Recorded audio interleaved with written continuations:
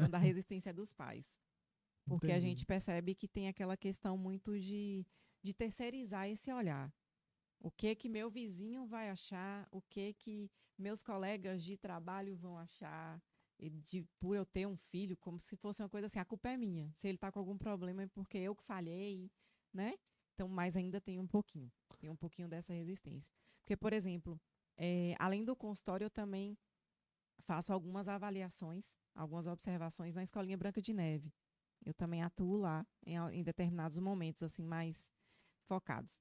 E às vezes, quando a gente observa que o aluno tem alguma dificuldade, porque dentro da escola a gente não pode fazer acompanhamento psicológico. Hum, É só mesmo uma avaliação, triagem, observar como está o comportamento do aluno ali para encaminhar.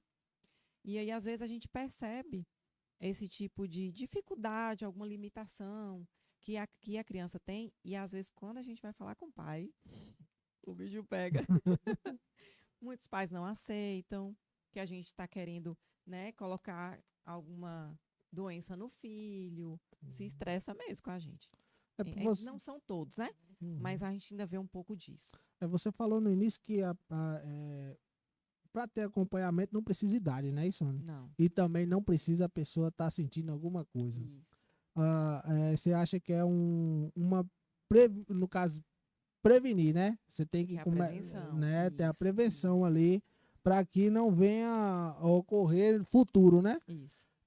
Assim, para vocês aí, para você no caso, né, que exerce essa área, crianças que sempre passam do seu consultório, você acha que alguns pais, quando olha para a criança, vê nesse caso a criança não, nem percebe, né, que está sofrendo por aquilo ali, ou uma ansiedade, algum tipo de transtorno. Uhum. Você acha que os pais falam, não, esse menino é mimizento. Isso, a gente escuta muito isso. É drama. Então, Ele é, então no caso, esse período aí que não leva, sempre piora, né? piora, piora, piora. Eu acho que primeiro a gente tem que entender, Samuel, cada um é cada um, Uhum. né? A gente tem a nossa particularidade. Às vezes você tem irmãos, Tem. Dois irmãos. dois irmãos. Um Cada irmão e um foi irmã. criado de um jeito. Foi pelos mesmos pais, Isso. mas acaba sendo criado cada um de um jeito. São épocas diferentes, né? Uhum. Então, e aí a gente vê muito embate em relação a isso. Eu dou tudo para ele, eu faço o que ele quer, ele não tem que estar queixando de nada. Mas é porque às vezes a gente não entende que não é algo externo.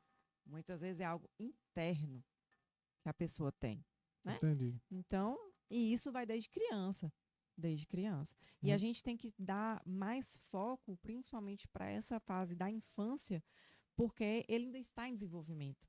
E a nossa parte emocional também está em desenvolvimento, como o nosso corpo, Uhum. né, também está em desenvolvimento. É, no entanto, que, por exemplo, nossa personalidade, a gente forma a nossa personalidade na infância.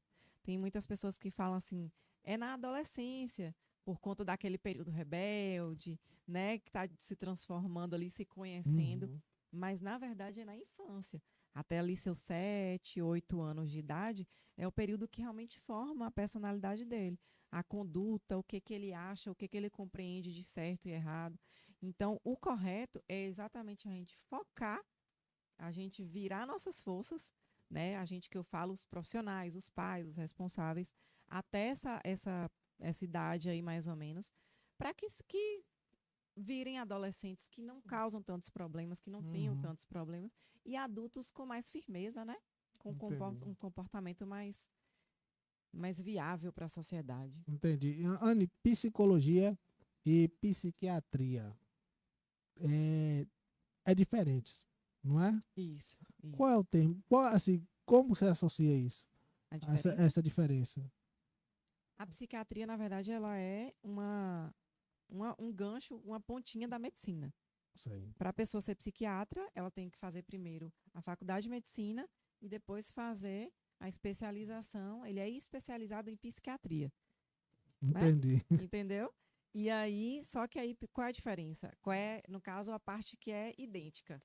É que os dois trabalham com a saúde mental, tanto a psicologia quanto a psiquiatria, né? Trabalha com a saúde mental. Mas a parte da psiquiatria é mais a parte, vamos dizer assim, medicamentosa. O psicólogo ele já não pode medicar. A gente não receita Hum. medicamento. E tem muita gente que realmente faz essa confusãozinha. Mistura um pouco as duas profissões. Então, a parte do... É um médico, né? O psiquiatra. Uhum. Então, a parte dele é mais de avaliação, né? Da parte da doença. A pessoa tem uma depressão. Ele precisa passar pelos dois profissionais. A parte do psiquiatra é mais para sanar os sintomas.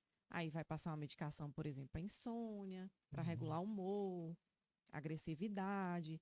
E o psicólogo, ele vai trabalhar o que causou a depressão.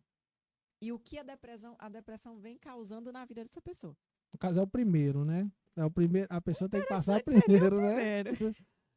Mas muitas vezes acontece o contrário. Muita gente acaba procurando primeiro a área médica. Assim, você estudou, você é, passou, né, por esses profissionais também para entender como que é estar dentro, né, da bolha, Esse né? local é. E aí, é, o que eu acho interessante é porque tem pessoas que não sabem quando é o tempo de procurar um profissional da área. Porque às vezes a pessoa está passando por um período ali de ansiedade muito alta e às vezes está pensando até em coisas piores, né? Isso. E aí não sabe o tempo certo mas assim, o tempo certo viável para procurar um profissional para poder acabar com esse sofrimento, né? Porque é um sofrimento, né? Sim. E, e assim, você já teve pessoas que levou praticamente à força. Já, já.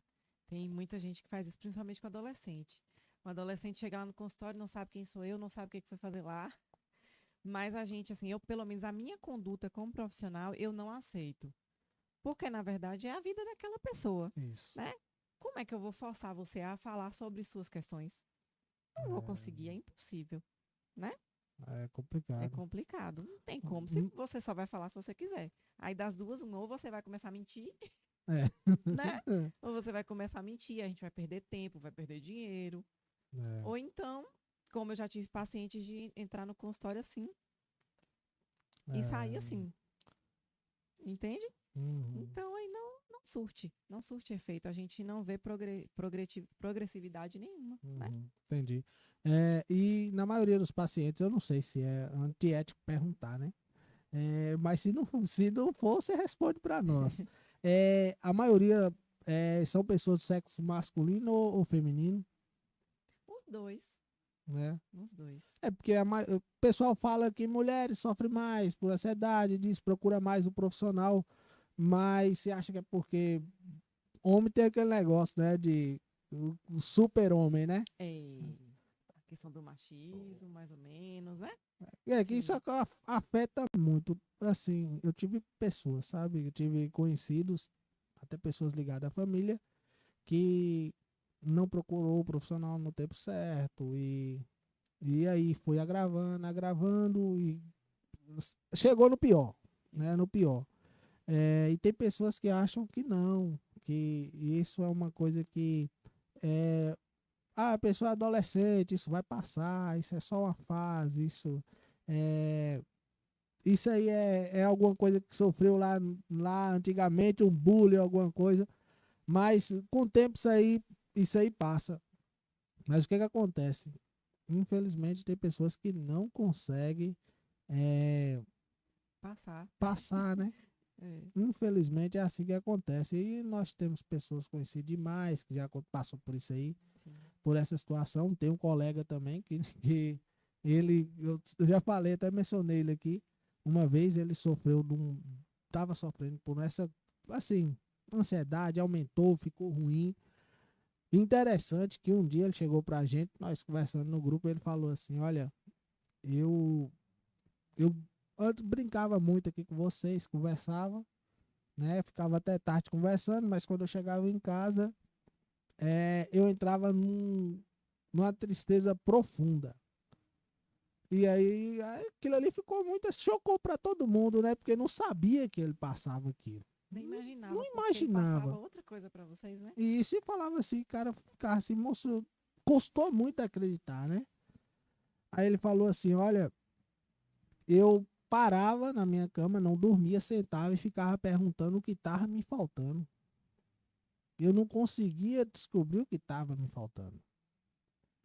Porque E aí foi indo, chegou um tempo que eu já estava muito tempo sem dormir, eu não tinha coragem de procurar um profissional, porque se eu fosse procurar, o povo dizia, fulano tá doido, Hum. né? Porque é uma palavra muito pesada, né, para uma pessoa que está precisando de um profissional. É uma palavra muito pesada, sabe? É interessante isso, o que eu vou dizer aqui, e o que eu vou dizer aqui. Minha esposa, né, tem ansiedade também. Acho que não tem ninguém, né, pessoal, que não conheça alguém que tenha, Tem. né? Nos dias de hoje, né? Isso, eu acho assim, Anne, que quase todo mundo É, tem tem. ansiedade, alguma É, coisa tem, né? isso. É porque a E ansiedade, na verdade, é uma emoção que faz parte do ser humano. A ansiedade, ela não é uma doença. A ansiedade, quer ver? Vou dar um exemplo para você aqui, para vocês entenderem. É, você vai atravessar uma rua. Você percebe que é vir um carro. O que você faz? Você tem que ter aquela agilidade, aquele raciocínio bem rápido Uhum. para pensar. Dá tempo de eu atravessar correndo? Não dá? Eu tenho que frear, voltar para trás. Isso é a ansiedade que faz isso com a gente. É um tipo de emoção. Então, por isso que às vezes a gente tem que, quando você falou assim, o que a gente precisa fazer para procurar um profissional? Quando que a gente tem que pensar, ó, agora eu tenho que procurar um profissional? É exatamente quando a gente percebe, já que tudo, a maioria das coisas começa exatamente de uma ansiedade, alguns transtornos, outros não. Mas exatamente por ele ser, por a ansiedade ser algo natural da gente. Todo mundo tem que ter ansiedade. Imagina se a gente não tivesse ansiedade. A gente iria atravessar uma rua de qualquer jeito, né? Sem pensar nessa parte de perigo, de atenção, Uhum. né? Então é uma emoção que faz parte da gente. Quando que a gente deve procurar um profissional? Exatamente quando a gente vê, quando a gente começar a perceber, opa, meu dia não está normal. Tem alguma coisa que está ultrapassando o limite.